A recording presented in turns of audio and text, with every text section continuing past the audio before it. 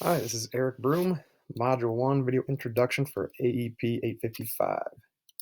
Here we go. Personal demographics. So I am 28. This is my third year of teaching at Eastern Valley, which you can see here is the home of the Riverhawks. I teach K through 8 physical education, and I'm the 7 through 12 activities director. So I do the athletics and the performing arts, and I coach multiple sports and plan to land a job hopefully as a principal, assistant principal, or a full-time AD after getting this degree and moving on. Some other things about me: I grew up in Waverly, Iowa, graduated from Rochester Community College, and then went to and graduated from UNI. I also joined the Air Force National Guard as of fall of 17, so I've been in that for a few years. And some of my hobbies are pretty much anything in the mountains. I actually worked in Colorado for a year, doing some outdoor camp guides and some stuff like that. So mindsets. Here's three of them.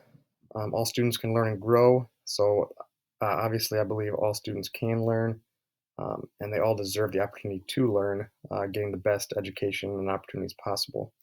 We're always finding new ways to do that. Collaboration over isolation. So obviously we need to collaborate more. That's been done from a lot of studies in a lot of countries. So that's obviously very important. And happiness and optimism. That's, to me, is a really big one. I've worked for some people in other businesses that my leadership was not very happy or optimistic, and it's just not a good environment. So I think that's a big one. Dispositions, three here. So confidence. That's something I'll talk about a little later that I think I can do better at.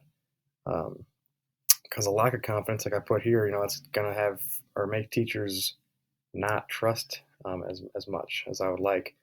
And, being confident, especially in that passion for the school and the students, is what your team wants to see. Risk taking. So we have to be able to take those calculated risks. That'll benefit the staff and the students.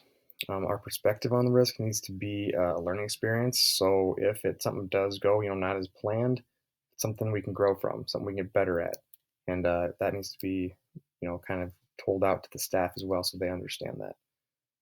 And a sense of humor, again, I think that's a big one because it's going to build relationships. It's going to bring that peace and calmness, in tougher situations. Um, but obviously, there's a line that you don't want to cross in that. But there needs to be humor and laughter in every work environment. It's just going to make things better. The other two here, empathetically assertive. So everyone's going to respond to these situations differently, and like I just said, you know, uh, we have to be able to view and understand situations from different perspectives, and build the relationship with each individual based on that. And being a learner, so being a constant learner, having that growth mindset, and how can we expect teachers to do that if we're not doing it ourselves? So we have to be continually improving, and just looking for more information constantly on how to better ourselves and our school, our staff, and our students. Practices, so focus on prioritizing. Again, prioritizing is something I feel like I'm learning about. It's important to look at the school's mission and understand what needs to be focused on, because we want to make sure we're not spending or wasting time on things that are not a high priority. Examining feedback and data. So that's something that has to be done carefully, because we want to, again, not waste time looking at data that's just not really important. And I think each school is going to have different areas of importance for that. Emotional intelligence. So really, this is a big one I think too, is reflecting on the interactions, because each interaction is just a way to build that relationship and learn from each other and grow together. And I think that's so important. Here's the 8 principles of ethical leadership.